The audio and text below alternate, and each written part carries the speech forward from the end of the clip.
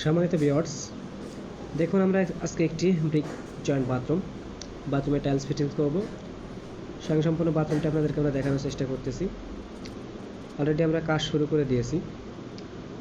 এখানে আমরা একটি কালার ব্যবহার করেছি, মাঝখানে একটি ডেকো যাবে। দেখতে থাকুন, মিস্ত্রি অলরেডি টাইলস ফিটিং শুরু করছে।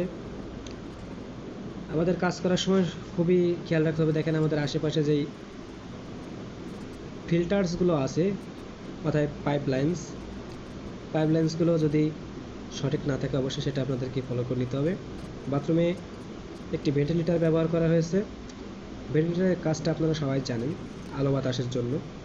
অনেক সময় আমরা বাথরুম ব্যবহার করলে পরে পানি কম ব্যবহার করার কারণে একটি দুর্গন্ধ হয়, দুর্গন্ধটা বের হওয়ার জন্য ভেন্টিলেটরটা চলে যাবে। তো আমাদের টাইলসের কাজ করার জন্য মূল যে উপাদান সেটা হচ্ছে সিমেন্ট এবং বালি, এখানে অন্য কিছু লাগে না। এখানে যে মূল কাজ সেটা হচ্ছে আপনাদেরকে সবসময় লেবেল করে নিতে হবে। দেখেন মিস্ত্রি সঠিকভাবে লেবেল করে নিয়েছে এবং টাইলস ফিটিংস করতেছে। নিচে আমাদের প্যাকিং দেওয়া হচ্ছে যাতে টাইলসটা প্রথমত অবস্থায় একটু নরম থাকে, যাতে নিচের দিকে নেমে না যায়। অবশ্যই এটা আপনাদেরকে মাথায় রাখতে হবে। ওয়ালটা একটু ভিজার কারণে শুকনো সিমেন্ট আমরা ব্যবহার করতেছি। আপনারা শুকনো সিমেন্ট ব্যবহার না করলেও পারবেন, একটু সময় নিয়ে করতে হবে। তো যেহেতু আমাদের মিস্ত্রি সবসময়ের জন্য কাজ করে, তারা ট্যালেন্টফুল, তাদের হাত একটু দ্রুত চলবে। টাইলসটা কিন্তু অনেক সুন্দর।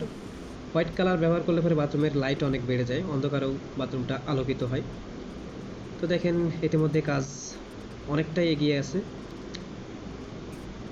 এখানে আমাদেরকে সিবিসি কোম্পানি টাইলস ব্যবহার করেছি।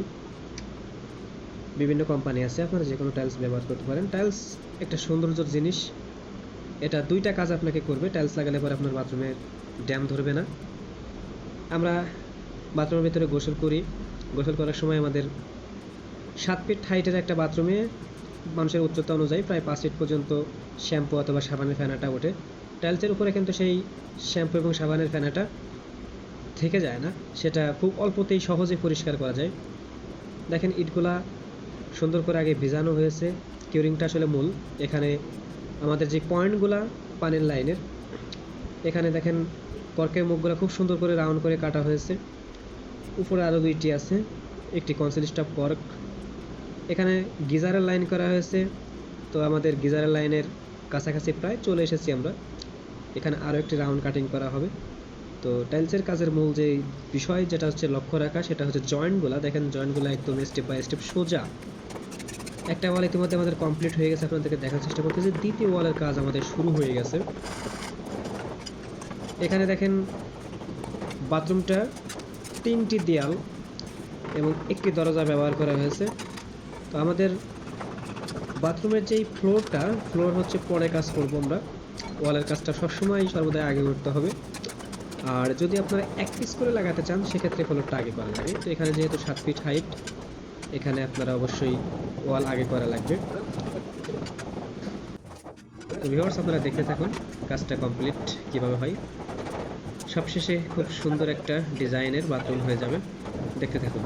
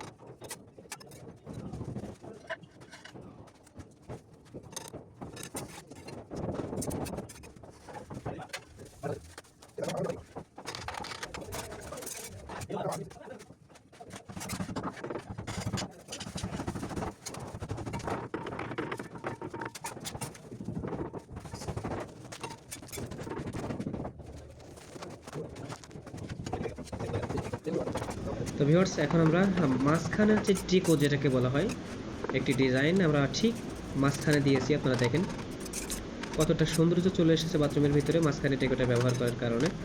তো আমাদের কাজ প্রায় শেষের দিকে, আপনারা দেখতে থাকুন। পুরো কাজটা করলে পরে অনেক সুন্দর লাগবে আশা করি।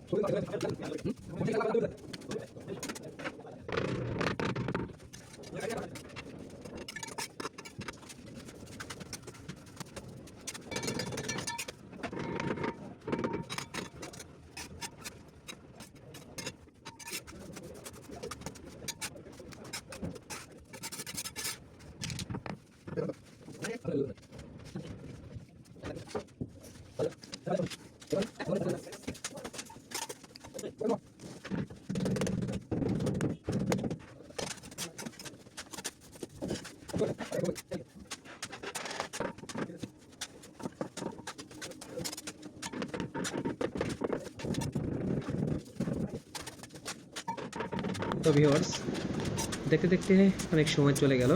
দেখেন কাজটা প্রায় স্বয়ংসম্পূর্ণ হয়ে গেছে।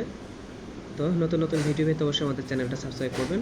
ভিডিওটি ভালো লাগলে একটি লাইক দিবেন এবং আপনি বাংলাদেশের কোন জেলা থেকে দেখছিলেন কমেন্টসে বলে যাবেন। ধন্যবাদ সবাইকে।